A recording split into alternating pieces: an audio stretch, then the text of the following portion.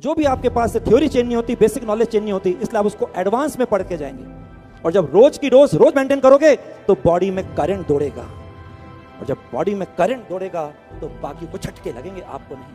6 घंटे की sound slip जरूरी है और 6 घंटे की कम से कम सेल्फ स्टडी जरूरी है। जब उसका बेस अच्छा बन जाएगा तो आराम से रूम पे जाके कम समय में आप उसके फटाफट क्वेश्चन कर लेंगे, केस आराम से फटाफट हो जाएगा। सबसे पहले फर्स्ट उंगली, छोटी उंगली, फिजिक्स केमिस्ट्री का जो भी टॉपिक चल रहा है, एक भी उसकी क्लास मिस नहीं करनी है।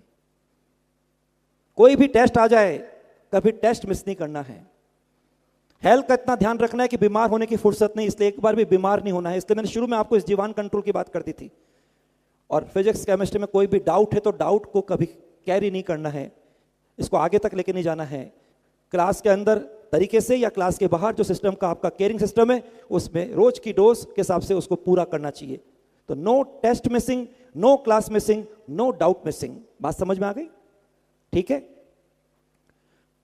जो टॉपिक आपका स्टार्ट हो रहा है, आपके पास उसका कुछ ना कुछ कंटेंट है, उसका कुछ ना कुछ मॉड्यूल के हिसाब से या कोई आपकी पुरानी पढ़ाई उसके हिसाब से, जो भी आपके पास थ्योरी चेंज नहीं होती, बेसिक नॉलेज चेंज नहीं होती, इसलिए आप उसको एडवांस में पढ़ के जाएंगे।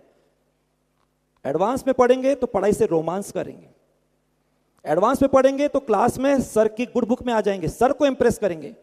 लेकिन एडवांस में पढ़ के इसलिए जाना कि सर को एनालिसिस करना है ना। पढ़ के जा रहे हैं, सर को चेक कर रहे हैं, सर आज कैसे पढ़ा रहे हैं, सर ने आज ये नहीं बताया, सर ने लास्ट टाइम तो ये बताया था, लास्ट टाइम 10 क्वेश्चन कराए थे, इस बार 4 क्वेश्चन ही करा रहे हैं, लास्ट टाइम इतना लिखा है, इस बार कम लिखा रहे। नहीं, अगर सर को एनालिसिस करोगे तो पैरालिसिस हो जाएगा। ध्यान रखना, आप अपनी पढ़ाई को अच्छा करने के लिए एडवांस में पढ़ के जा रहे हैं, ताकि आपके पास कुछ कंटेंट होगा, नो होगा तो सर जब क्लास में पढ़ाएंगे तो सर से आप डिस्कस करेंगे, इंटरेक्शन करेंगे, क्वेश्चन का जवाब देंगे। जब क्वेश्चन का जवाब देंगे तो क्लास में अपने आप और लोगों की नजर में आएंगे। क्वेश्चन का जवाब देंगे, सर को इंप्रेस करेंगे, सर की गुड बुक में आ जाएंगे। और जब सर से डिस्कस करेंगे तो कहते हैं डिस्कस में कस होता है और कस में विषय का रस होता है। वहीं पर आपका वो टॉपिक, वो जो भी आर्टिकल है, वहीं उसका बेस अच्छा बन जाएगा। जब उसका बेस अच्छा बन जाएगा तो आराम से रूम पे जाके कम समय में आप उसके फटाफट क्वेश्चन कर लेंगे, केस आराम से फटाफट हो जाएंगे। ये सब्जेक्ट आपका फिजिक्स हो या केमिस्ट्री हो, एडवांस में पढ़ के जाना। अब यहां पे कोरे वादे मत करना।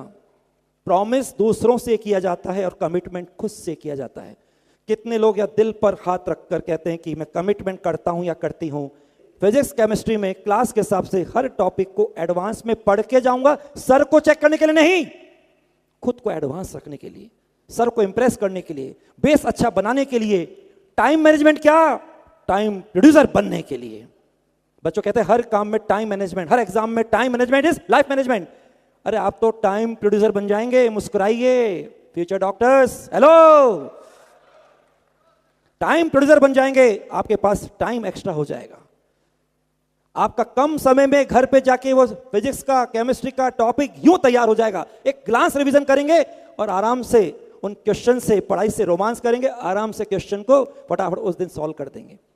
जरा इमेजिन करिए, सुखद अनुभूति हो रही कि नहीं हो रही अगर एडवांस पढ़ के जाएंगे तो। एडवांस आपको अपने आप बहुत आगे रखेगा और उससे फायदा क्या होगा? बायो को भी आराम से पैरेलल में जो खुद को करना है उससे कर पाएंगे। अब जरा हल्का सा टाइम मैनेजमेंट के हिसाब से जो बात करी है, 24 घंटे को डिवाइड करके अब देखना आपके कितने एक्स्ट्रा आवर्स आएंगे। ये 24 आवर्स है, इसमें कम से कम 6 घंटे की साउंड स्लिप जरूरी है। यहां पे कुछ वादे कराऊंगा। 6 घंटे की साउंड स्लिप जरूरी है और 6 घंटे की कम से कम सेल्फ स्टडी जरूरी है।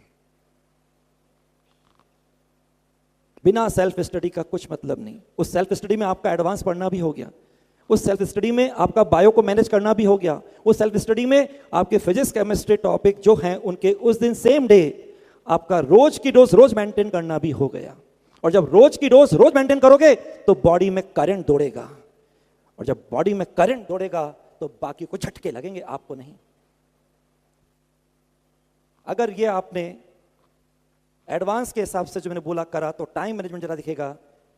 6 घंटे सोने के, 6 घंटे सेल्फ स्टडी के, उसमें भी ब्रेक फॉर बेटरमेंट कम से कम 24 आवर्स को डिवाइड करते हैं। चलिए ऐसे करिएगा, 6 घंटे सोने के, 3 घंटे ब्रेकफास्ट लंच डिनर तैयार होना, एलन सिस्टम में क्लासेस के लिए आना जाना, बहुत है? अरे हाँ या ना? हेलो, तैयार हैं? सोने के लिए 6 घंटे कंटिन्यू, ये नहीं कि इंस्टॉलमेंट में सो रहे हो, सोना चाहिए कंटिन्यूटी में और पढ़ना चाहिए इंस्टॉलमेंट में, ब्रेक फॉर बेटरमेंट के हिसाब से। इस्लाम आ रहा है यहाँ पे 6 घंटे कंटिन्यू साउंड स्लीप, तब कहलाएगी साउंड स्लीप। 3 घंटे ब्रेकफास्ट लंच डिनर और इसके बाद आपका एलन के हिसाब से आना जाना और रूटीन में तैयार होना, बहुत है। 1 घंटा तैयार होना, 1 घंटा ब्रेकफास्ट लंच डिनर और 1 घंटा आना जाना, ये मान लो 3 घंटे। अब आता है 7 घंटे मान लीजिए सिस्टम आपको पढ़ाता है, वैसे इतना नहीं पढ़ाएगा, लेकिन 7 घंटे आप मान लीजिए पढ़ाता तो 7 घंटे, लेकिन इतना नहीं पढ़ाएगा तो आपके पास यहाँ टाइम बचेगा क्योंकि बायो क्लास लगेगी। लेकिन इसके बाद आपका आएगा सबसे इंपॉर्टेंट, शॉर्ट नोट्स बनाना बहुत जरूरी है।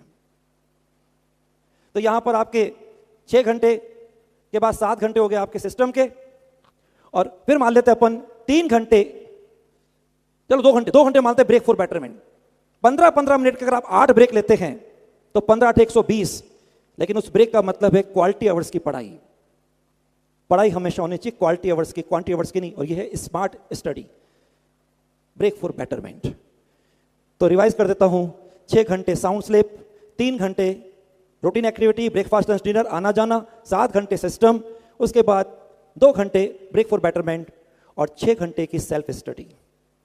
सेल्फ स्टडी में जहां पे ब्रेक फॉर बेटरमेंट के आपने 2 घंटे निकाल दिए हैं, इसका मतलब आपने जो पढ़ा है वो सॉलिड तैयार हुआ है, जो कुछ किया है वो क्वालिटी स्टडी है, जो किया है वो आपके एग्जाम तक आपका कॉन्फिडेंस है। जब तक एग्जाम नहीं आ जाए तब तक कोई अंदर स्ट्रेस एंजाइटी कुछ भी नहीं, पूरा कॉन्फिडेंस एग्जाम के बाद देखेंगे क्या नहीं आता, अभी तो पूरा विश्वास है।